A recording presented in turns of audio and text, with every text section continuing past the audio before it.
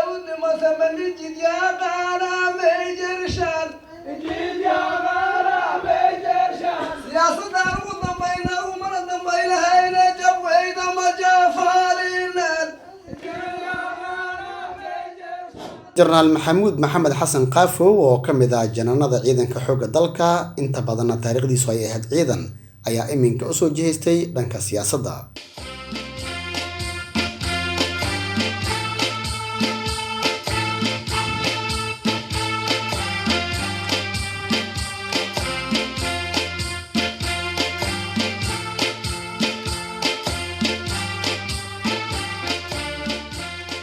munaasabad maanta lagu qabtay Muqdisho oo ay soo qaban qaabiyeen bulshada leh matalaadda kursiga golaha shacabka ee nambarkiisu yahay eber 24 ayaa lagu soo bandhigay qorshaha siyaasadeed ee musharax xildhibaan jenaraal qaafow. munaasabadan ayaana taageero lagu muujiyay jenaraal maxamuud maxamed xasan qaafow oo ah qabiir military ayaa hadda doonaya inuu ka mid noqdo golayaasha siyaasadda gaar ahaan hay'adda sharci dejinta, waxaana uu u taagan yahay kursiga xildhibaan ee golaha shacabka ee baarlamaanka cusub ee 11aad ee uu hadda ku fadhiyo xildhibaan cabdiqaadir carabow ee nambarkiisu yahay eber 24. nuxurka munaasabadan oo ahayd taageero iyo soo dhaweyn ayaa xubnihii madasha ka hadlay ee isugu jiray dhaqan, siyaasiyiin iyo haween waxay bogaadiyeen musharaxnimada jenaraal qaafow.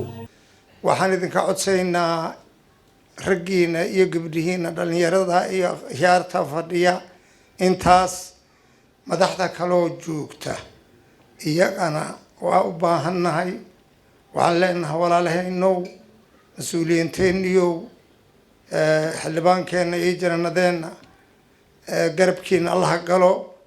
maanta yaa dalka samata bixi karo, dadkana wax u qaban kara joogtaa. nin wax noo qaban karo waxaan u malaynaa annagaa u baahan, jananka annagaa u baahan, waana soo dhaweynaynaa. cid ka mudan maanta oo la leeyahay beeshan hebelaa ka mudanna aniguma ogi. lagama mudno qof kaloo dadka u mathali kara sida uu u mathali doono, horena ugu mathali jiray lama arki doono gadaashiisa. marka waa soo dhaweynaa, aadaana ugu faraxsanahay, waana qaadnay, waana saxiixnay. nin maanta mudan, karaamo ku mudan, xil ku mudan, darajo ku mudan waa sida odayaashu u sheegeen, waa nin jirkiisa ku maqan yahay dalkan. baahidaas ayada garashadeeda tolka uu ka dhasho kursiga la wadaaga allah garansiiyo. jenaraal gacmad duule iyo jenaraal axmed dhagacaleen oo ka qayb galay munaasabadan ayaa codkooda ku biiriyey taageerada musharax xildhibaan jenaraal maxamuud maxamed xasan qaafow. hirshabeelle waa ogtihiin maanta sida uu yahay 9 kiiloomitir ayay caasimadda muqdisho u jirtaa. qofka berita marka uu xildhibaanka dooranaya qaafow inuu diyaarad raaco ayay ku qasbaysaa. marka uu joogay oo hawsha ku jiray waxaan ognahay 9 saaco habeenimo in baabuur lagu marayo meesha jawharna lagu tagay. marka waxaa la rabaa qaafow mas'uuliyadda loo dhiibayo inuu dadka iyo dalka ugu faa'iideeyo ayaan ka rabnaa.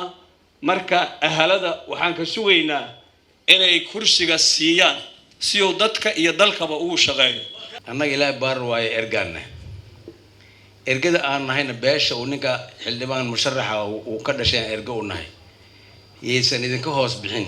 baashaani sanadkaani waa sanadkii jananada waaye, hadhow hashalaynina hadhihin ilaahay baar waaye. warkii dhagacaleen waxaan u maleynaynay taageera u maleynaynay hadhihina. fursad maanta haysataan, fursadda markaad ka faa'iidaysataan ayay idin anfacaysaa, laakiin marka ilaahay baar waa tirada gacmihiina ka baxdo kama faa'iidaysanaysaan. jenaraal maxamuud maxamed xasan qaafow oo ah musharax xildhibaan golaha shacabka ayaa la hadlay ka qaybgalayaasha munaasabadan, waxaana uu soo bandhigay damaciisa kursiga xildhibaan iyo aragtida uu ku wajahayo ergada uu codka ka doonayo iyo beesha kursiga lagu matalo. walaalahayga kale ee kursiga ila leh oo igala dhaxeeyo wax dhibaato iyo cugdadu ma jiraan. annaga waxaan leenahay duubka iyagu sanadkii hore wuxuu yiri beesha saaq daa'uud waa heraysaa ma tartami karto, tolweyne ayaa ku tartamaya.